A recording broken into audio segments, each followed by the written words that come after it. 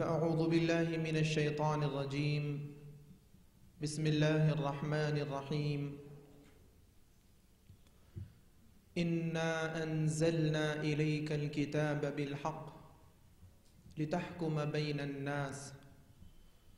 صدق الله العظيم وصدق رسوله النبي الأمين الكريم، ونحن على ذلك لمن الشاهدين والشاكرين، والحمد لله رب العالمين.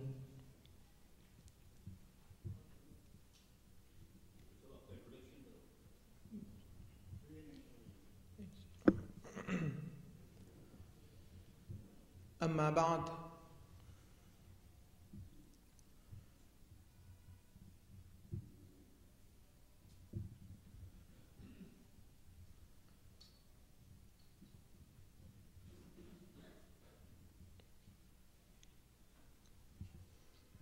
جیسا کہ ہم سب جانتے ہیں، اللہ رب العزت نے اس کائنات میں انسانوں کو پیدا فرمایا اور اس دنیا میں انہیں زندگی گزارنے کے طور طریقے، رہنے سہنے کا انداز، پہننے اوڑھنے کے اصول و ضوابط، کھانے پینے کی چیزیں، استعمال اور معاملات کی چیزیں، سب چیزیں سبقاً اللہ رب العزت نے ہمیں سکھائی ہے، کیونکہ اسلام ایک دین فطرت ہے اور اسلام کے جتنے بھی احکامات ہیں وہ سب کے سب فطرت پر مبنی ہیں. جیسا کہ حدیث شریف میں ہے، اللہ کے رسول سید المرسلین صلی اللہ علیہ وسلم ارشاد فرماتے ہیں، کل مولود یولد علی الفطرہ، ہر نو مولود اس کائنات میں فطرت پر پیدا ہوتا ہے. اخلاقیات کی بہت سی ایسے اصول اور قواعد ہیں جو فطرت پر مبنی ہے. بلا مذہب و ملت انسانیت ان چیزوں کو ناپسند کرتی ہے. اسلامی احکامات یہ اللہ رب العزت کے وضع کردہ ہیں، اللہ رب العزت کے عطا کردہ ہیں. جس طرح ماں باپ اپنے بچے کی فطرت سے سب سے زیادہ واقفیت رکھتے ہیں بنسبت دیگر خاندان کے، دیگر معاشرے کے افراد کے بنسبت ماں باپ ایک بچے کی فطرت سے، اس کی پسند اور ناپسند سے، اس کی مزاج سے زیادہ واقفیت رکھتے ہیں. اسی طرح اگر کوئی انسان کسی مشین کا ایجاد کرتا ہے تو اس مشینری کے بنانے والے کو اس کے نفع اور نقصان کا سب سے زیادہ علم ہوتا ہے. ایک غیر انسان بھی کسی ایسی مشین کے بارے میں جس کو اس نے نہیں وضع کیا ہے، اس نے نہیں بنایا ہے، لیکن اپنی عقل کی بنیاد پر اس کی نقصان دہ کچھ چیزیں بیان کر سکے گا، اپنے تفکر سے، اپنے اجتہاد سے اس کے نفع اور نقصان کی کچھ چیزیں بیان تو کر سکے گا، لیکن اس کا مکمل احاطہ ہرگز نہیں کر سکتا سوائے اس کے کہ جو اس کا صانع ہو. ہم دیکھتے ہیں کہ کوئی بھی الیکٹرانک ایٹم ہم خریدتے ہیں تو اس کے استعمال کے طریقے، یہاں تک کہ اس کے اٹھانے کے طریقے، اور اگر غلط طریقے پر اسے اٹھایا جائے تو اس کے کیا نقصانات ہو سکتے ہیں، وہ ساری چیزیں وہ صانع یعنی بنانے والی وہ کمپنی ہمارے لیے کھلے طور پر بیان کر دیتی ہے. تو محترم سامعین کرام، جس طرح ایک چھوٹی سی مشین بنانے والا صانع اس کے نفع اور نقصان کا اور اس کے استعمال کے صحیح اور غلط طریقے کا جس طرح کما حقہ علم رکھ سکتا ہے، اسی طرح جس طرح ایک ماں اپنے بچے کے اور باپ اپنے بیٹے کے مزاج سے جتنا قریب سے واقفیت رکھ سکتا ہے، اسی طرح ہمارا پروردگار خالق کائنات رب ذوالجلال جو ہم سب کا خالق ہے، ہم سب کا مالک ہے، اسی نے ہمیں پیدا کیا ہے، وہ انسانیت کی یہ ساری خوبیوں سے اور ساری خرابیوں سے، انسان کے اندر چھپے شر سے اور انسان کے اندر چھپے خیر سے اللہ رب العزت سے زیادہ کوئی واقفیت نہیں رکھ سکتا۔ جس طرح اللہ رب العزت نے حضرت سیدنا آدم علیہ الصلاۃ والتسلیم کی کو اس دنیا میں خلیفہ بنانے کا جب اعلان کیا تو فرمایا انی جاعل فی الارض خلیفہ، لوگوں میں زمین میں ایک خلیفہ بنانے والا ہوں۔ فرشتوں نے اس کے جواب میں کیا کہا؟ اتجعل فیہا من یفسد فیہا ویسفک الدماء، اے رب ذوالجلال کیا آپ زمین میں ایسی ذات کو، ایسے انسان کو اپنا خلیفہ بنائیں گے جو فساد کرے گی، خون خرابہ کرے گی؟ فرشتوں کی نظر میں انسان کی ایک خرابی ان کے پیش نظر تھی، وہ انسان کی خرابی سے واقفیت تھے، خراب صفت سے وہ واقفیت رکھتے تھے، لیکن انسان کی اس خوبی سے فرشتے واقف نہیں تھے جس کو اللہ رب العزت جانتے تھے۔ اسی لیے خود فرشتوں نے آگے کہہ دیا کہ یقیناً اللہ رب العزت سے زیادہ کوئی نہیں جان سکتا، اللہ رب العزت ہی بہتر جان سکتے ہیں۔ تو جس طرح فرشتوں نے اپنے فیصلے کو، جو انہوں نے اپنی رائے پیش کی تھی، ان کی رائے غلط ثابت ہوئی اللہ رب العزت کے فیصلے کے سامنے، کیونکہ اللہ رب العزت انسان کی اس خوبی سے واقف تھے جس کو کوئی نہیں جان سکتا تھا، اسی لیے اللہ رب العزت نے انسان کے سر پر خلافت کا منصب اور تاج رکھا۔ اور اتنا ہی نہیں بلکہ اللہ رب العزت نے اپنی ساری مخلوق میں اگر کسی مخلوق کو عزت اور شرف بخشی تو وہ بھی حضرت انسان ہے۔ چنانچہ قرآن مجید میں ایک مقام پر اللہ رب العزت ارشاد فرماتے ہیں وَلَقَدْ كَرَّمْنَا بَنِي آدم، ہم نے بنی آدم کو عزت بخشی، شرف بخشا۔ تو عزت و شرافت کا تاج اللہ رب العزت نے اس انسانیت کے سر رکھا جس کے بارے میں فرشتوں نے کہا تھا کیا ایسے انسان کو آپ شرافت اور بزرگی کا تاج دیں گے جو زمین میں فساد مچائیں گے، خون بہائیں گے؟ تو محترم بزرگوں اور دوستوں، فرشتے تو بڑی معصوم ذات ہے، اللہ کی نورانی مخلوق ہیں، وہ اللہ کے حکم پر مامور ہیں، ان سے گناہ سرزد نہیں ہوتا، ان کی فکر پاکیزہ ہے، ان کے اندر نفسانی خواہشات اللہ رب العزت نے رکھا ہی نہیں جس کی وجہ سے ان کے اندر کوئی خرابی پیدا ہو، لیکن اتنی پاکیزہ سوچ اور فکر رکھنے کے باوجود بھی ان کی رائے غلط ثابت ہوئی انسان کے بارے میں بنسبت اللہ کے فیصلے کی۔ اس سے یہ بات ثابت ہو گئی کہ انسانیت کے لیے کون سی چیز بھلی ہے، انسانیت کے لیے کون سی چیز بری ہے، انسانیت کس چیز کا تقاضا کرتی ہے اور انسانیت کو کن اشیاء کی ضرورت ہے اور کن اشیاء سے انسانیت کو دور رکھنا چاہیے، یعنی انسانوں کے لیے نفع اور ضرر والی چیز کون سی ہے، اس کا علم اللہ رب العزت کی ذات سے ہٹ کر کسی اور کو مکمل نہیں ہو سکتا۔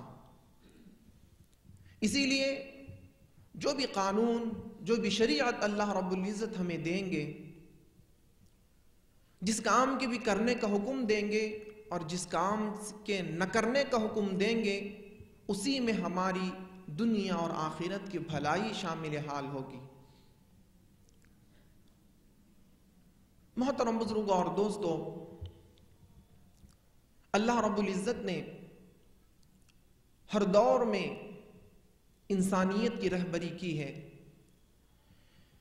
اس روئے زمین پر سب سے پہلے انسان حضرت سیدنا آدم علیہ الصلاۃ والتسلیم ہیں، اور سب سے پہلے پیغمبر بھی آپ ہی ہیں۔ اللہ رب العزت نے ہر نبی کے ذریعے اللہ رب العزت نے ہمیں شرعی قوانین عطا فرمائے، زندگی گزارنے کے طور طریقے، عبادت، اعتقادات کے احکامات، سارے کے سارے احکامات اللہ رب العزت نے ہمیں عطا فرماتے رہے۔ قرآن مجید میں یہ جو اللہ رب العزت کے احکامات ہیں جو انسانیت کو دیے گئے، ان میں دو قسم کے احکامات تھے۔ ایک معاشرتی احکامات تھے، دوسرے اعتقادی جو احکامات ہیں وہ حضرت سیدنا آدم علیہ الصلاۃ والتسلیم سے لے کر حضرت سیدنا محمد الرسول اللہ صلی اللہ علیہ وسلم تک ایک ہی ہیں، اور جو معاشرتی معاملتی احکامات ہیں اس میں ہر دور میں تبدیلی، ہر موقع محل سے اس کے اندر تبدیلی کی جاتی رہی۔ ان دونوں باتوں کا ثبوت قرآن مجید سے علماء کرام نے ثابت کیا ہے، اور اس کی وجہ میں یہ بتلایا گیا کہ ابتدا میں انسانیت جس دور سے گزر رہی تھی وہ تعلیمی، تمدنی، اخلاقی ناپختگی کا دور تھا۔ ان کے اندر تمدنی، علمی پختگی نہیں تھی، اسی لیے اعتقادات کے احکامات تو وہی تھے، لیکن معاشرتی احکامات میں بہت سی سہولتیں بھی تھیں، بہت کم احکامات انہیں ان کے حساب سے دیے گئے۔ جس طریقے سے انسانیت اخلاقی، علمی، تمدنی صلاحیتوں میں بڑھتی چلی گئی اور اس کا یہ تدریجی بڑھنے کا یہ تدریجی نظام حضرت سیدنا رسول پاک صلی اللہ علیہ وسلم کے زمانے میں ختم ہوا۔ اسی لیے سابق میں شریعت کے احکامات میں تبدیلیاں اسی لیے لائی گئی کہ معصوم بچوں کے سمجھنے کے لیے ایک مثال علماء کرام نے دی کہ دیکھو جس طرح انسان اس دنیا میں جنم لیتا ہے تو وہ اپنی طاقت کے اعتبار سے، اپنی قوت، سوچ، فکر کے حساب سے اور اپنی جسامت کے اعتبار سے انتہائی کمزور، نحیف، ناتواں ہوتا ہے، اور تدریجاً بتدریج یعنی آہستہ آہستہ اس کے اندر بڑھوتری آتی ہے، اس کے سوچنے سمجھنے کی صلاحیت، پہچاننے کی، بولنے کی صلاحیت، اچھے برے کی صلاحیت، گرم شعلے اور شبنم کی صلاحیت آہستہ آہستہ اس کے اندر بیدار ہوتی ہے، اور جس طرح اس کی سوچ اور فکر میں گروتھ ہوتی ہے، بڑھوتری ہوتی ہے، اسی طرح اس کے جسم میں بھی بڑھوتری ہوتے رہتی ہے۔ انسان اچانک 5.5-6 فٹ کا نہیں ہو جاتا، بلکہ تدریجاً وہ اس منزل تک پہنچتا ہے۔ تو ٹھیک اسی طرح انسانیت علمی، تمدنی، اخلاقی اعتبار سے بھی اسی دور سے گزری ہے۔ تو حضرت سیدنا آدم علیہ الصلاۃ والتسلیم کے زمانے میں انسانیت جنم لی تھی، اور اس کے بڑھنے کا تدریجی نظام جاری تھا، اسی لیے اس دور کو ناپختگی کا دور کہتے ہیں۔ اسی لیے ابتدائی دور میں ان کی ناپختگی جس درجے کی تھی اس درجے کے احکامات دیے گئے، پھر اس کے بعد آنے والے انبیاء کرام کی قومیں، امتیں علمی، تہذیبی، تمدنی صلاحیتوں کے اعتبار سے جتنا آگے بڑھ چکی تھی ان کے حساب سے انہیں پھر دوسری شریعت، دوسرے احکامات دیے گئے، اس طرح اس میں تبدیلی ہوتی گئی۔ لیکن ہمارے اور آپ کے آقا مدینے کے تاجدار محمد الرسول اللہ صلی اللہ علیہ وسلم کو اللہ رب العزت نے جس دور میں نبی بنایا وہ دور انسانیت کی مکمل پختگی کا دور تھا، جب انسانیت، جس طرح انسان کا جسم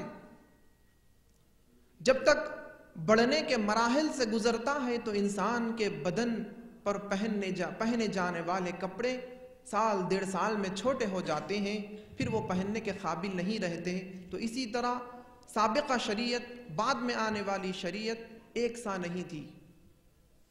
لیکن یہ جب بڑھوتری کا نظام ختم ہو گیا، انسانیت تہذیبی، تمدنی، علمی صلاحیت کے عروج پر پہنچ گئی، تو اس وقت اللہ رب العزت نے نبی آخر الزمان محمد الرسول اللہ صلی اللہ علیہ وسلم کو مبعوث فرمایا، اور آپ پر جو شریعت نازل کی، اب یہاں سے جسم بڑھنے والا نہیں ہے۔ جس طرح انسان ایک عمر میں پہنچ جانے کے بعد، پختگی کے عمر کو پہنچ جانے کے بعد اب جس طرح اس کے کپڑے چھوٹے نہیں ہوتے، اسی طرح اب امت کو شریعت کی تبدیلی کی ضرورت نہیں ہے۔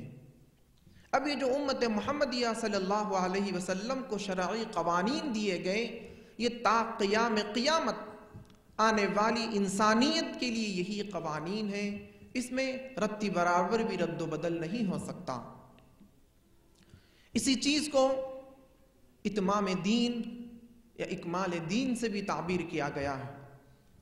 چنانچہ اللہ کے رسول سید المرسلین صلی اللہ علیہ وسلم کی زبان اقدس کے ذریعے یہ اعلان کروایا گیا، اليوم اکملت لکم دینکم واتممت علیکم نعمتی ورضیت لکم الاسلام دینا۔ لوگوں، آج کے دن تمہاری شریعت مکمل کر دی گئی ہے، تمہارا دین مکمل ہو چکا ہے۔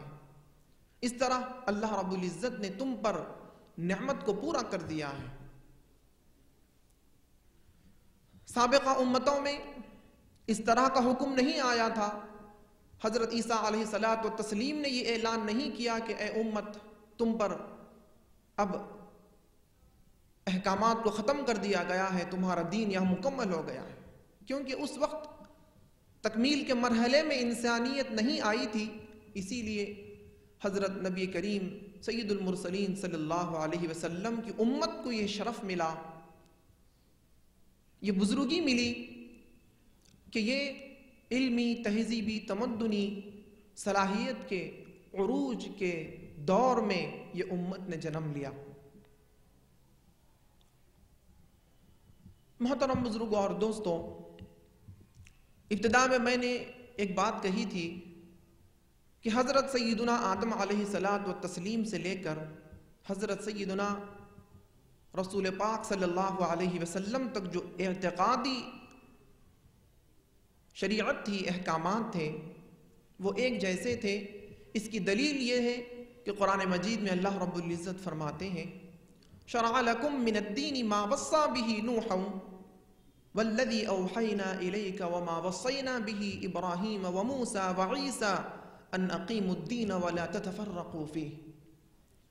اللہ رب العزت اللہ کے رسول سید المرسلین صلی اللہ علیہ وسلم سے فرماتے ہیں، شرع لکم من الدین، ہم نے تمہارے لیے اسی دین کو پسند کیا ہے، اسی دین کو تمہارے لیے ہم نے مشروع کیا ہے، بنایا ہے، جو دین ہم نے حضرت نوح علیہ السلام کو دیا تھا، اور وہی دین ہم نے آپ کی طرف وحی کی ہے، اور یہ وہی دین تھا جو حضرت موسیٰ، عیسیٰ علیہم الصلاۃ والتسلیم کو دیا گیا تھا۔ ان اقیموا الدین ولا تتفرقوا، اور ہم نے سابقہ امتوں کو یہ نصیحت بھی کی تھی کہ تم اپنے انبیاء کے اس دین پر اپنے آپ کو ثابت قدم رکھو، اختلاف و انتشار میں نہ بٹ جاؤ۔ تو اس سے پتہ چلا کہ عقائد کا جو علم تھا، اللہ کو ایک ماننے کا، قیامت کے وقوع پذیر ہونے کا، آخرت کے میدان میں جواب دہی کا، یہ سارے ایمانی اور اعتقادی احکامات حضرت آدم علیہ الصلاۃ والتسلیم سے لے کر اب تک اور قیامت تک وہی ہیں، جس کا قرآن مجید کی اس آیت سے، شرع لکم کی آیت سے واضح ہوتا ہے۔ اب رہا معاشرتی، معاملتی، تمدنی جو مسائل ہیں، اس میں ہر دور کے اعتبار سے، موقع محل سے اللہ رب العزت نے احکامات میں رد و بدل کیا ہے۔ چنانچہ اس کی دلیل بھی قرآن مجید میں موجود ہے۔ اللہ رب العزت فرماتے ہیں وَلِكُلِّ أُمَّةٍ لِكُلٍّ جَعَلْنَا مِنْكُمْ شِرْعَةً وَمِنْهَاجًا، لِكُلٍّ جَعَلْنَا مِنْكُمْ شِرْعَةً وَمِنْهَاجًا، تم میں سے ہر ایک کے لیے ہم نے ایک طریقہ، ایک شریعت بنائی ہے، اور ہر ایک کو ہم نے ایک راہ بتائی ہے۔ اب یہ کامن نہیں ہے، ہر جماعت کو، ہر امت کو ہم نے الگ الگ طریقہ، ایک خاص شریعت، خاص احکامات ہم نے دیے ہیں۔ حضرت نوح علیہ الصلاۃ والتسلیم کی قوم کو کچھ احکامات تھے جو بعد میں آنے والے نبی کی امت کو وہ احکامات نہیں دیے گئے۔ حضرت ابراہیم علیہ الصلاۃ والتسلیم، حضرت موسیٰ و عیسیٰ علیہم الصلاۃ والتسلیم کی امت کو کچھ احکامات دیے گئے، بعد میں آنے والے انبیاء کو وہ احکامات نہیں دیے گئے۔ ہر ایک کے لیے الگ الگ قوانین اللہ رب العزت نے موقع محل سے وضع فرمائے ہیں۔ محترم بزرگوں اور دوستوں، اسلامی شریعت، جس کو شرعی قانون بھی کہتے ہیں، اسلامی احکامات، اسلامی قوانین بھی کہتے ہیں، اس کی بڑی اہمیت ہے۔ اس کی اہمیت کا اندازہ اس وقت ہم لگا سکتے ہیں کہ جب ہمیں یہ بات سمجھ میں آ جائے کہ یہ قانون کسی انسانوں کا وضع کردہ نہیں بلکہ خالق کائنات کا وضع کردہ ہے۔ انسانیت کی ایک بہت بڑی جماعت مل کر بھی انسانوں کے فائدے اور نفع کے تمام اصول اور ضوابط مدون نہیں کر سکتے جتنا کہ اللہ رب العزت انسانوں کے فائدے اور نفع کے قوانین مدون کر سکتے ہیں۔ کیونکہ قرآن مجید میں اللہ رب العزت نے انسانیت سے چیلنج بھی کیا ہے کہ اگر تم کو ہمارے قوانین میں، ہمارے احکامات میں اس کے صحیح یا غلط ہونے میں شک ہے تو تم اس جیسا کوئی قانون بنا لو۔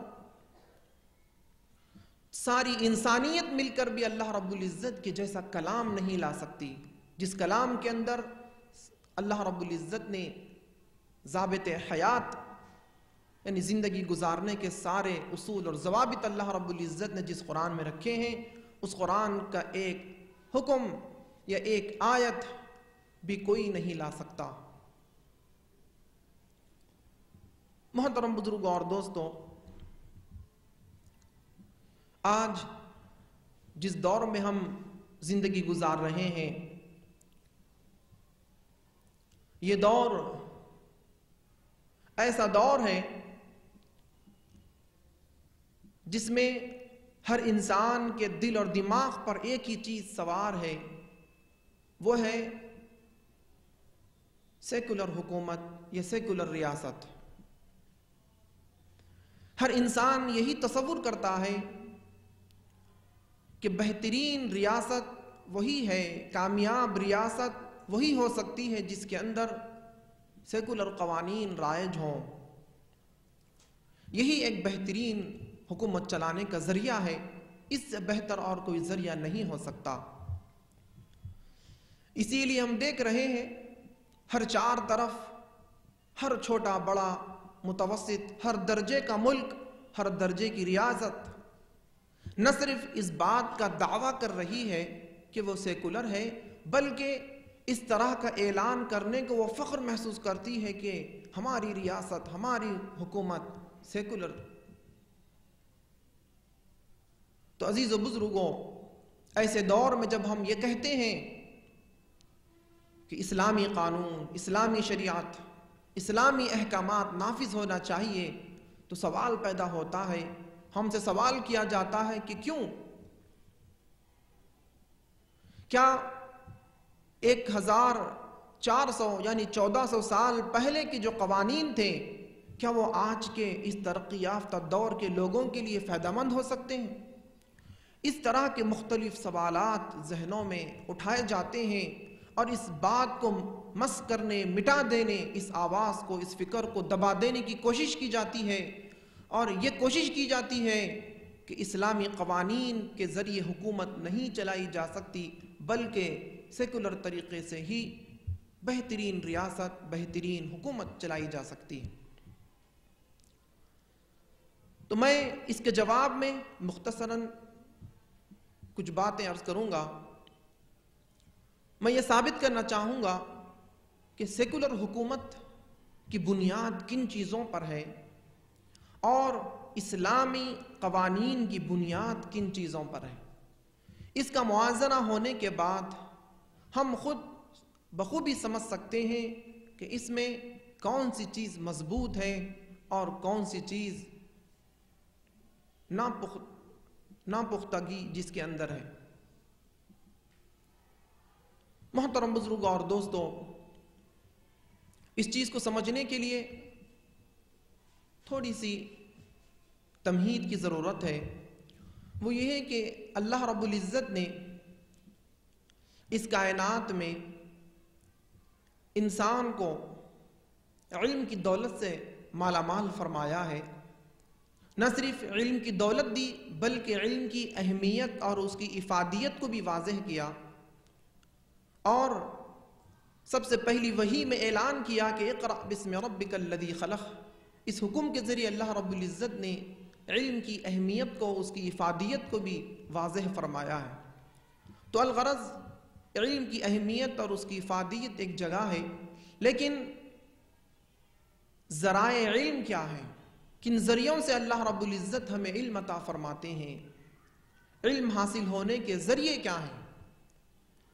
ساری دنیا کے مفکرین، ساری دنیا کے مجتہدین اس بات پر متفق ہیں کہ علم حاصل، کسی چیز کا علم حاصل ہونے کے ابتداءً جو ذرائع ہیں وہ حواس خمسہ ہیں۔ حواس خمسہ کہتے ہیں آنکھ، کان، ناک اور ذائقہ اور لمس۔ ان کے ذریعے انسان کو بنیادی علم حاصل ہوتا ہے۔ یہ بھی انسان کو علم حاصل ہونے کے ذریعے ہیں۔ انسان اپنی آنکھوں سے دیکھ کر کالے اور سفید کا علم حاصل کرتا ہے، کانوں سے سن کر، آواز کے ذریعے بھی انسان بہت سی چیزوں کا علم حاصل کرتا ہے، ذائقے کے ذریعے انسان کو علم حاصل ہوتا ہے، چھونے کے ذریعے انسان کو علم حاصل ہوتا ہے۔ یہ حواس خمسہ ہے، یہ علم کا پہلا ذریعہ ہے۔ ان ذریعوں سے انسان علم حاصل کرتا ہے۔ بچہ جب سمجھ بوجھ کی کے مرحلے میں آتا ہے، اسے کہا جاتا ہے کہ یہ تمہارے ماما ہیں، تو آنکھوں سے دیکھ کر پہچان لیتا ہے اس کے ذریعے، اور اس لفظ کو، کہ اس ذات کو، یہ جو میرا رشتہ ہے یہ ماموں کا ہے، یہ میرے ماما ہیں، یہ میرے چاچا ہیں، یہ میری پھوپھی ہے، یہ انسان یہ الفاظ اپنے کانوں کے ذریعے سن کر حاصل کر لیتا ہے۔ تفصیل کا موقع نہیں ہے، میں اختصار جتنا ہو سکے اختصار کے ساتھ یہ بات کہنا چاہ رہا ہوں، اسی لیے یہ ساری ضمنی چیزوں میں جانا نہیں چاہ رہا ہوں۔ تو الغرض حواس سے خمسہ کے ذریعے انسان کو بنیادی علم حاصل ہوتا ہے۔ پھر اس کے بعد دوسرا جو ذریعہ ہے علم حاصل ہونے کا، وہ ہے مشاہدات، تجربات۔ یعنی انسان مشاہدے کے ذریعے، تجربات کے ذریعے بھی کچھ علم حاصل کرتا ہے۔ اور ایک چیز ہے عقل۔ عقل کے ذریعے انسان بہت سارے علوم حاصل کرتا ہے، یہاں تک کہ وہ چاند تک پہنچ چکا ہے۔ زمین کی مسافت کو اس نے چھوٹی کر دی۔ تو محترم بزرگوں اور دوستوں، سیکولر جو قانون ہے، اس قانون میں قانون مدون کرنے والے جن اصولوں پر قانون مدون کرتے ہیں، بناتے ہیں، ان کے پاس یا تو حواس خمسہ کے ذریعے حاصل ہونے والا علم ہوتا ہے، یا پھر مشاہدات اور تجربات کے ذریعے حاصل ہونے والا علم ہوتا ہے، یا پھر تیسرے نمبر پر عقل ان کی رہبری کرتی ہے۔ بس یہاں پر ان کے علم کی انتہا ہے، اور سیکولر حکومت اور سیکولر قوانین کی بنیاد عقل تک محدود ہے۔ اللہ رب العزت نے حواس خمسہ کے کچھ حدود رکھے ہیں، اور تجربات اور مشاہدات کا ایک احاطہ ہے، اسی طرح عقل کا بھی ایک احاطہ ہے۔ جہاں پر حواس خمسہ کے ذریعے انسان علم حاصل نہیں کر سکتا، ایک آسان الفاظ میں اگر یوں کہیں تو بجا نہ ہوگا کہ حواس خمسہ جہاں اپنے گھٹنے ٹیک دیتے ہیں، یا پھر حواس خمسہ کی جہاں پرواز ختم ہو جاتی ہے، وہاں سے تجربہ اور مشاہدہ کا علم شروع ہوتا ہے۔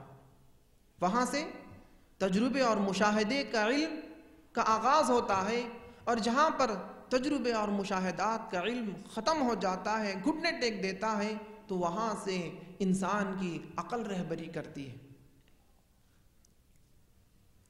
اگر انسان حواس خمسہ کے علم کو اس کے دائرے میں رکھے، اور عقل سے حاصل ہونے والے علم کو اس کے دائرے میں رکھے، تجربات اور مشاہدات کے ذریعے حاصل ہونے والے علم کو اس کے درجے میں رکھے، تو فساد و بگاڑ نہیں ہو سکتا۔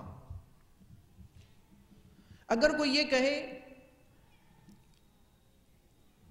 کہ اگر میری آنکھ کا کام ہے دیکھنا، اگر کوئی انسان یہ کہے کہ میری آنکھ سن نہیں سکتی، تو لوگ اسے احمق کہیں گے۔ جب یہ سننے کی صلاحیت نہیں رکھتی تو پھر یہ بیکار ہے، یہ اس سے بھی بڑا احمق کہلایا جائے گا، کیونکہ وہ ایک غلط چیز سے غلط کام لینا چاہ رہا ہے جو اس کے لیے وضع نہیں کی گئی ہے۔ تو حواس خمسہ کے ذریعے حواس خمسہ سے ہم اتنا ہی استفادہ کریں گے جتنا کہ اس کی لمٹ ہے، اس کی حد ہے۔ اس کے باہر بھی اگر ہم حواس خمسہ کا استعمال کرنا چاہیں گے تو پھر ہرگز ہم کامیاب نہیں ہو سکتے۔ اسلامی قوانین میں بھی یہی ساری چیزیں ہیں۔ قانون اسلام میں بھی تجربات اور مشاہدات کی رعایت ہے، حواس خمسہ کا بھی اس کے اندر دخل ہے، تجربات اور مشاہدات کا، عقل کا بھی اس کے اندر دخل ہے۔ لیکن اس احکام اسلام میں، شرعی قوانین میں اللہ رب العزت نے ہمیں بتلایا کہ تمہاری عقل کے ذریعے حاصل ہونے والا علم یہ انتہا نہیں ہے، عقل تمہاری انتہا نہیں ہے، بلکہ عقل کے ذریعے حاصل ہونے والے علم سے بڑھ کر بھی ایک ذریعہ علم اسلامی قوانین میں موجود ہے، وہ ہے وحی الہی کا ذریعہ۔ دیکھیے دنیاوی قانون میں، جس کو ہم سیکولر قانون بھی کہتے ہیں، اس کے اندر حواس خمسہ، مشاہدات اور تجربات اور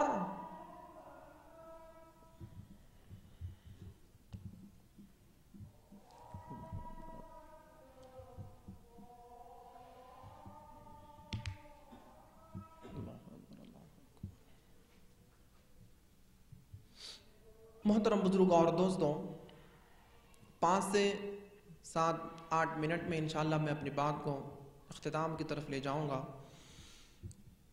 میں بتا رہا تھا کہ سیکولر قوانین کی بنیاد عقل تک محدود ہے، اور اسلامی قوانین، اسلامی شریعت کی رہبری اللہ رب العزت وحی کے ذریعے ہماری فرماتے ہیں۔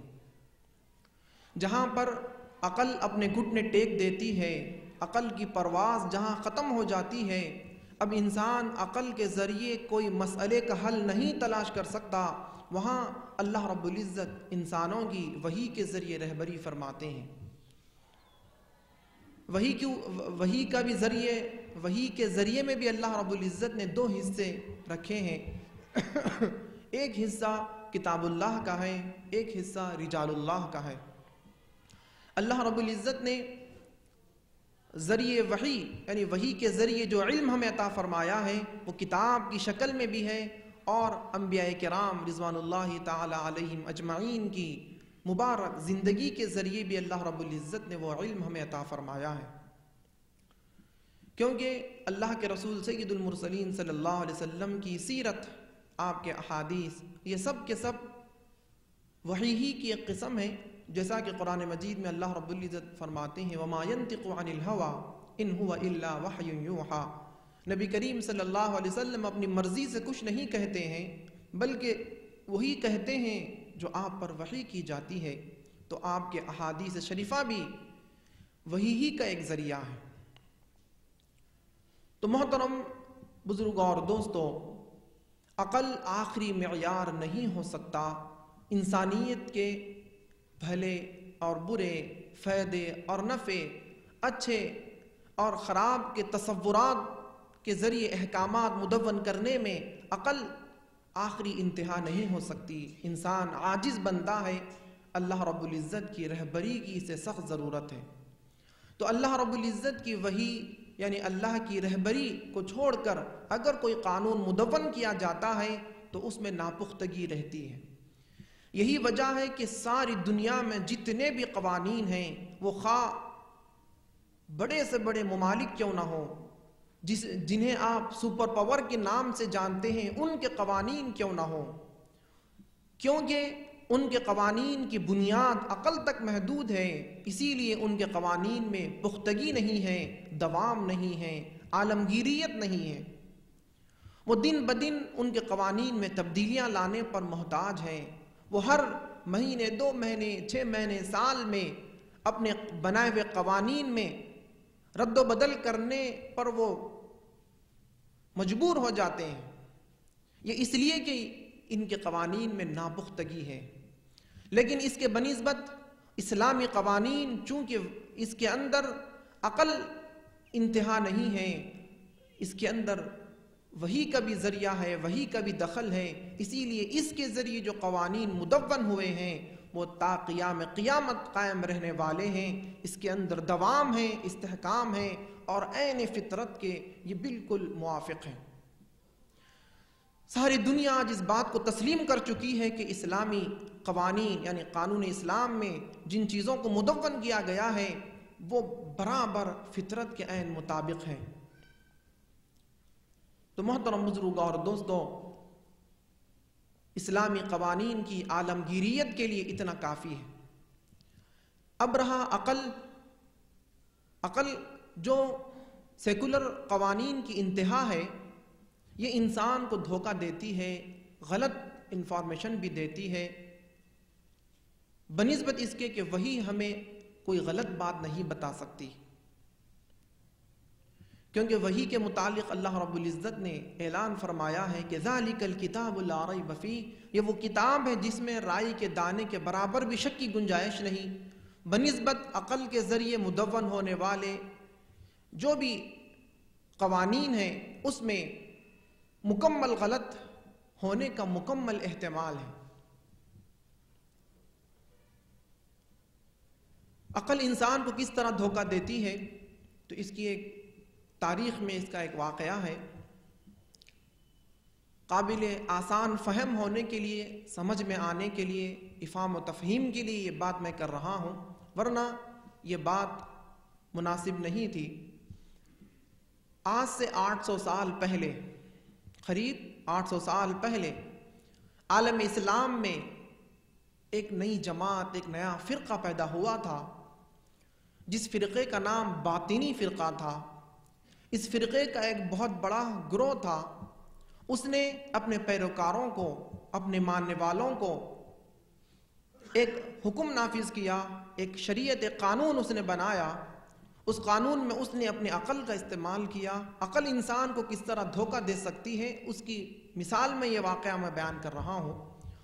اس نے کہا کہ آج لوگ کتنی بے عقلی کا کام کر رہے ہیں، کہ وہ اپنے گھر میں ایک انسان کے مزاج سے، اس کی فطرت سے زیادہ واقفیت رکھنے والی بہن کو چھوڑ کر کسی اجنبی سے نکاح کر کے خود پریشان ہو جاتے ہیں۔ گویا اس نے آسان الفاظ میں اس بات کا اعلان کیا کہ بھائی کے لیے سب سے موزوں اگر کوئی بیوی بننے کے قابل اگر کوئی عورت ہے تو وہ اس کی بہن ہے۔ اس نے اتنے عقلی دلائل دیے۔ اس نے کہا کہ ایک بہن اپنے بھائی کے لیے بستر لگا سکتی ہے، اس کے لیے کھانا بنا سکتی ہے، اس کے کپڑے سنوار سکتی ہے، اور چونکہ بچپن سے اس کے احوال سے وہ زیادہ واقف ہوتی ہے بنسبت باہر سے آنے والی عورت کے، کہ یہ کس مزاج کا ہے، کس چیز کو پسند کرتا ہے، اس کے اندر خوبی کیا ہے، خامی کیا ہے۔ تو یہ گھر کی چیز جو اس کو اچھے طریقے سے قریب سے جانتی ہے، اسے چھوڑ کر اسے کسی دوسرے کے حوالے کر دیا جاتا ہے اور کسی اجنبی کو اپنے پاس لا لیا جاتا ہے۔ اس کی وجہ سے معاشرے میں بگاڑ و فساد ہوتا ہے اور طلاق کی کثرت ہوتی ہے۔ تو اس کی روک تھام کے لیے یہی ایک ذریعہ ہے۔ تو محترم بزرگوں اور دوستوں، بڑے بڑے فلسفیوں نے، محققین نے، مفکرین نے، علماء نے اس بات کے متعلق اعلان کیا کہ اگر اس میسج کو، اس کی ان عقلی دلائل کو وحی کی رہبری ہٹا کر، وحی کی جو رہبری ہمیں ملی ہے وحی کے ذریعے، اس رہبری سے ہٹ کر اگر عقل کی کسوٹی پر اگر اس کی بات کو دیکھا جائے تو وہ 100% درست ہے، لیکن ہماری عقل اس بات کو تسلیم کر بھی لے تب بھی وہی ہمیں اس بات سے انکار کرتی ہے، حکم دیتی ہے کہ یہ چیز تمہارے لیے حرام ہے۔ تو اب ہماری عقل میں وہ بات آئے یا نہ آئے، ہماری عقل اس بات کو تسلیم کرے یا نہ کرے، ہمیں اس وحی کے سامنے اپنا سر خم تسلیم کرنا ہے۔ اس طرح انسانیت کو بھٹکنے سے وحی بچا سکتی ہے، عقل گمراہ کر سکتی ہے۔ تو جو لوگ عقل کے بھروسے پر قوانین بناتے ہیں، ان کے مدون قوانین ان پر الٹے پڑتے ہیں، وہ مکمل درست نہیں ہو سکتے بنسبت اس کے کہ جس قانون میں مشاہدات، تجربات، حواس خمسہ، عقل کے ساتھ ساتھ وحی کا بھی اس کے اندر دخل ہو، تو ایسے قوانین مستحکم ہوتے ہیں، ایسے قوانین کے اندر دوام ہوتا ہے، عالمگیریت ہوتی ہے اور فطرت کے عین مطابق ہوتے ہیں۔ محترم بزرگوں اور دوستوں، یہ تو چند باتیں تھیں شریعت کے متعلق، سیکولر قوانین اور اسلامی قوانین میں کیا فرق ہے۔ بہت سی باتیں ہیں، لیکن وقت اس کا تقاضا نہیں کرتا کہ وہ ساری چیزیں بیان کی جائیں، تو اختصاراً میں نے یہ ساری کچھ باتیں آپ کے سامنے رکھی ہے۔ اب اپنی بات کو ختم کرنے سے پہلے میں اسلامی قوانین کے جو مصادر ہیں، جو بنیاد ہیں، جن سے ہم احکامات مدون کرتے ہیں، بناتے ہیں، وہ کیا ہے جس کو مصادر کہتے ہیں۔ اولاً فقہ اسلامی یعنی قانون شریعت کے مصادر دو طرح کے ہیں، ایک نصوص ہیں، دوسرا اجتہاد ہے۔ نصوص کا تعلق راست اللہ رب العزت سے ہے اور اللہ کے رسول صلی اللہ علیہ وسلم سے ہے کہ اللہ رب العزت نے یہ کام کرنے کا حکم دیا اور اللہ کے رسول صلی اللہ علیہ وسلم نے اس کام کے کرنے کا حکم دیا اور اس سے باز رہنے کا حکم دیا۔ کسی بھی حکم کے متعلق نص یعنی ماسیق الکلام، جس کے بارے میں کوئی کلام آ جائے کہ اس کے لیے یہ حکم ہے، اس کے لیے یہ حکم ہے، یہ حلال ہے، یہ حرام ہے، یہ جائز ہے، یہ ناجائز ہے، تو یہ نصوص ہیں، اس کا راز تعلق اللہ رب العزت کی ذات سے ہے۔ دوسرا ہمارا جو قانون شریعت کا مصدر ہے وہ ہے اجتہاد۔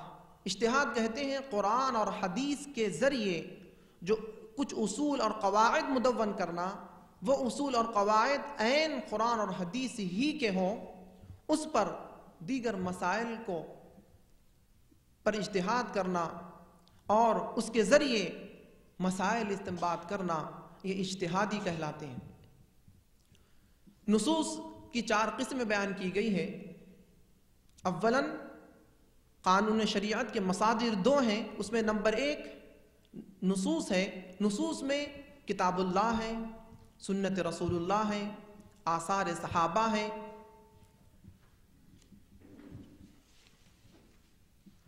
اور چوتھی چیز شرائع ما قبل ہے۔ کتاب اللہ یعنی قرآن مجید، جس کے متعلق اللہ رب العزت نے اعلان فرمایا ہے کہ انا انزلنا الیک الکتاب بالحق لتحکم بین الناس، اے حبیب صلی اللہ علیہ وسلم ہم نے آپ کی طرف کتاب نازل کی ہے تاکہ آپ لتحکم بین الناس لوگوں میں اس کے ذریعے فیصلہ کریں۔ تو قرآن کیا ہے؟ قانون شریعت کا سب سے پہلا اور مضبوط مصدر ہے۔ پھر اس کے بعد سنت رسول اللہ، جس کے متعلق اللہ رب العزت نے قرآن مجید میں فرمایا ما آتاکم الرسول فخذوا وما نہاکم عنہ فانتہوا، رسول اللہ تمہیں جو دے دیں وہ لے لو، جس سے منع کر دیں اس سے رک جاؤ۔ اور اعلان فرمایا من یطع الرسول فقد اطاع اللہ، جس نے رسول اللہ کی اطاعت کی گویا اس نے اللہ کی اطاعت کی۔ اس کے ذریعے اللہ رب العزت نے سنت رسول اللہ کو دوسرا اہم ترین مصدر قرار دیا۔ پھر اس کے بعد آثار صحابہ ہیں۔ آثار صحابہ کسے کہتے ہیں؟ کہ اگر کسی مسئلے کا حل یا اور کسی مسئلے کی تفصیلات قرآن اور حدیث میں نہ ملے تو صحابہ کرام کے زمانے میں اسے تلاش کریں، اور صحابہ کرام کے زمانے میں جس چیز پر عمل ہوا اس میں سے مختلف صحابہ کرام کی رائے میں سے کسی ایک رائے کو کوئی فقیہ اپنا مسلک بنا سکتا ہے۔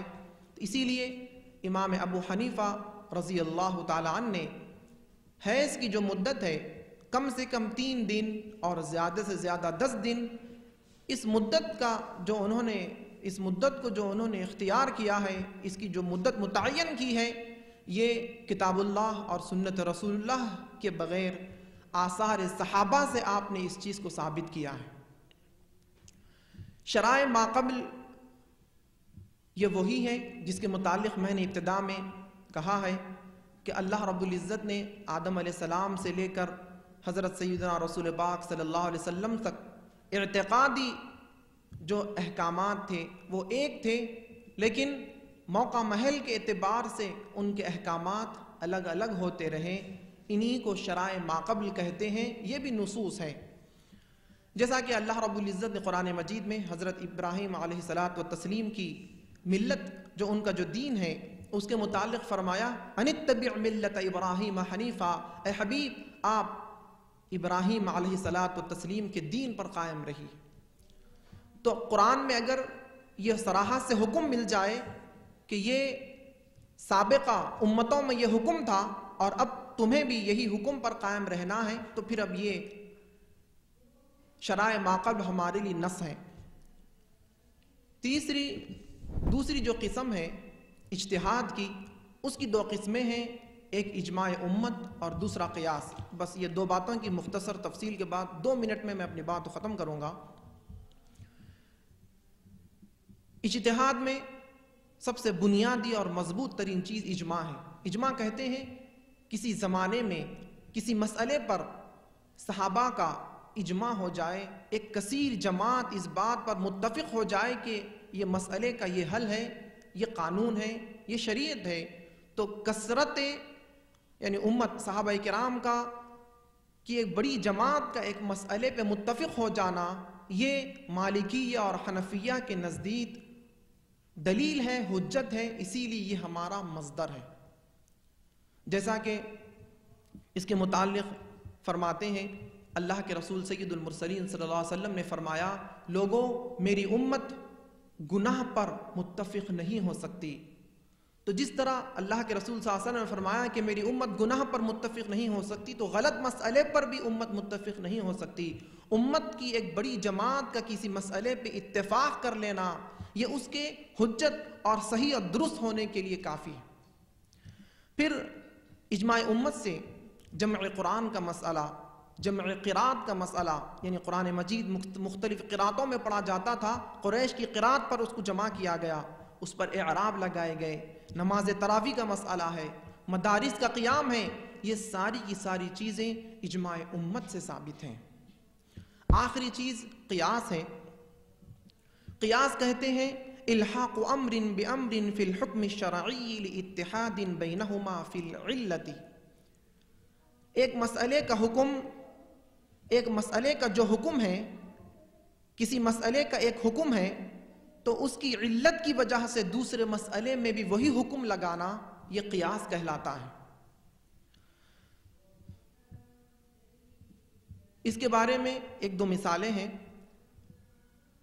کہ مہر کی مدت کم سے کم مدت قرآن اور حدیث میں آثار صحابہ میں مقرر نہیں تھی، یعنی نکاح کے وقت جو مہر متعین کیا جاتا ہے اس کی میعاد مقرر نہیں تھی۔ کم سے کم کیا میعاد ہونا چاہیے، کیا میعاد اس کی مقرر ہونا چاہیے، اس میں اختلاف تھا۔ تو حضرت امام اعظم ابو حنیفہ رحمۃ اللہ علیہ نے قیاس کے ذریعے اس کی اقل ترین مدت اور اس کی اقل ترین قیمت متعین فرمائی، وہ ہے 10 درہم۔ انہوں نے یہ مسئلہ کیسے ثابت کیا؟ تو اس کے بارے میں علماء کرام لکھتے ہیں کہ قرآن مجید میں ایک حکم ہے کہ السارق والسارقۃ فاقطعوا ایدیہما، کوئی چور، مرد چور یا عورت چور، جب کوئی کسی کا مال چرا لیتے ہیں تو وہ چوری کے عوض ان کا ہاتھ کاٹ دیا جائے، یہ قانونی حکم ہے۔ اس حکم کی تفصیلات میں اللہ کے رسول صلی اللہ علیہ وسلم کے زمانے میں ایک نوجوان نے چوری کی، جب اس کے ہاتھ کاٹنے کی باری آئی تو اللہ کے رسول صلی اللہ علیہ وسلم نے سوال کیا اس نے کتنا مال چرایا ہے؟ اگر 10 درہم سے کم چرایا ہے تو اس کے ہاتھ نہ کاٹے جائیں، قاضی کو اختیار ہے کہ وہ جو سزا تجویز کرے دے دیں اور چھوڑ دیں۔ لیکن اگر 10 درہم یا 10 درہم سے زیادہ کا مال اگر اس نے چرایا ہے تو اس کا ہاتھ کاٹا جائے گا۔ تو پتہ چلا کہ اللہ کے رسول صلی اللہ علیہ وسلم نے ایک قانون بتا دیا، ایک قید کلیہ بتا دیا کہ انسان کے ایک جز کا عوض کم سے کم 10 درہم ہو سکتے ہیں، 10 درہم کی چوری پر ہاتھ کاٹا جا سکتا ہے۔ تو اب امام اعظم و ابو حنیفہ رحمۃ اللہ علیہ نے قیاس کیا اس مسئلے پر کہ چونکہ نکاح میں بھی ایک عضو سے مرد منفعت حاصل کرتا ہے، ایک عضو کا مالک ہو جاتا ہے، اسی لیے اس عضو کی بھی کم سے کم مقدار 10 درہم ہونی چاہیے۔ اس طرح انہوں نے اعلان کر دیا کہ مہر کی مقدار کم سے کم 10 درہم ہے۔ تو یہ قانون جو بنایا گیا کہ مہر کی مقدار 10 درہم ہے، یہ قیاس ہے اس حکم پر جو چوری کے مسئلے میں ہے۔ اسی طرح روزے میں عمدن جمع کر لینے پر، اپنی بیوی سے ہم بستری کر لینے پر قرآن مجید نے اس پر کفارے کو واجب کیا ہے، یہ قرآن میں واضح ہے۔ لیکن یہ بات قرآن اور حدیث میں واضح نہیں تھی کہ اگر کوئی انسان عمدن روزے میں کھا پی لے تو اس کا کیا معاملہ، کیا وہ صرف روزے کی قضا کرے یا پھر کفارہ بھی دے؟ اس کے بارے میں کوئی وضاحت نہیں تھی، تو امام اعظم ابو حنیفہ رحمۃ اللہ علیہ نے اس کو روزے میں جمع کرنے پر قیاس کیا کہ جس طرح روزے میں جمع بھولے سے تو نہیں ہوتا، عمدن ہوتا ہے، تو جس طرح روزے میں جمع کرنے کی وجہ سے قضا اور کفارہ دونوں لازم آتے ہیں، اسی طرح اگر کوئی عمدن روزے میں کھا پی لے تب بھی اس پر قضا اور کفارہ دونوں لازم آئیں گے۔ یہ حکم قرآن اور حدیث میں نہیں تھا، لیکن انہوں نے کسی دوسرے مسئلے پر علت ایک ہونے کی وجہ سے، عمدن کی علت ایک ہونے کی وجہ سے اس کا حکم اس پر بھی عائد کیا، اسے قیاس کہتے ہیں۔ اس طرح قیاس کا دروازہ تا قیام قیامت کھلا ہے۔ جس طرح زمانے میں تبدیلیاں ہوتی جائیں گی، علماء کرام ہر آنے والے نئے نئے مسائل کو قرآن اور حدیث کے انہی اصول پر، انہی علتوں پر، انہی کسوٹیوں پر گھس کر یہی حکم ان پر لگاتے جائیں گے، اور اس طرح تا قیام قیامت یہ اسلامی قانون ہمارے لیے فائدہ مند ہوگا۔ کبھی بھی اسلامی قانون تنگ دامنی کا شکار نہیں ہوگا، تنگ دامنی کی شکایت نہیں کرے گا، یہ ہمیشہ ہمیشہ ہمارے لیے کافی ہو جائے گا۔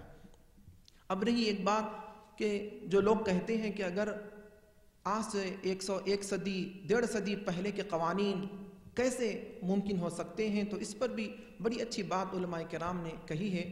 انہوں نے کہا ہے کہ دیکھو ہمارے شریعت کے جو قوانین ہیں، آج ہم جو بھی تبدیلیاں دیکھ رہے ہیں، انسانیت 2 چیزوں کا سامنا کر رہی ہے۔ انسانیت دو چیزوں کا سامنا کر رہی ہے. پہلی چیز فطرت ہے، دوسری چیز اطراف اور اکناف کے استعمال کی چیزیں ہیں. تو اب رہا انسانیت جس دور سے گزر رہی ہے کہ وہ دو چیزیں ہیں، ایک تو فطرت ہے، دوسری چیز اس کے اطراف اور اکناف کی نئی نئی ایجادات ہیں. تو قانون کا جو مقصد ہے وہ فطرت سے جڑا ہوا ہے، نہ کہ یہ جدت سے. اس کے بارے میں انہوں نے کہا کہ دیکھو، کھانے پینے کے آج طریقے بدل چکے ہیں، کھانے پینے کے انداز بدل چکے ہیں، لیکن سابق میں جو بھوک اور پیاس فطرتاً تھی، آج بھی وہی بھوک اور پیاس باقی ہے. تو فطرت یہ ہے، اور انداز بدل سکتے ہیں کیونکہ ہمارا قانون فطرت پر مبنی ہے. فطرت، قیامت کے دن بھی پیدا ہونے والا انسان فطرت پر پیدا ہوگا، تو فطرت نہیں بدلنے کی وجہ سے اسلامی قانون نہیں بدلے گا. اسی طرح ایک دوسرے سے لڑنے کے لیے پہلے زمانے میں تلوار اور تیر کا استعمال کیا جاتا تھا، آج ایٹم بم اور راکٹ کا استعمال کیا جا رہا ہے. یہ ذرائع میں تو بہت بڑا بدلاؤ آیا ہے، لیکن اس کے پیچھے پس پردہ دشمنی، انتقام، عداوت، یہ فطری چیز ہے. یہ جب بھی وہی تھی اب بھی وہی ہے. تو ہمارا قانون ان چیزوں پر حکومت کرتا ہے جو قیامت تک بدلنے کی اس کے اندر کوئی گنجائش نہیں ہے، ضرورت نہیں ہے. اور بھی بہت سی باتیں تھیں، میں بڑی معافی کے ساتھ میں نے آپ کا کافی وقت لیا ہے. معافی چاہتے ہوئے اپنی بات کو یہیں ختم کرتا ہوں. دعا کرتا ہوں رب العالمین ہم سب کو کہنے سننے سے زیادہ عملی طور پر اسلامی قوانین پر عمل کرنے کی توفیق عطا فرما، اور اسلامی قوانین کی ہماگیری کو، اس کی عالمگیریت کو، اس کی پختگی کو اور اس کے دین فطرت ہونے کو تسلیم کریں اور ان کو اپنی عملی زندگی میں برتنے کی کوشش کریں. وصلی اللہ تعالی علی خیر خلقہ سیدنا محمد وعلی آلہ واصحابہ اجمعین والحمد للہ رب العالمین.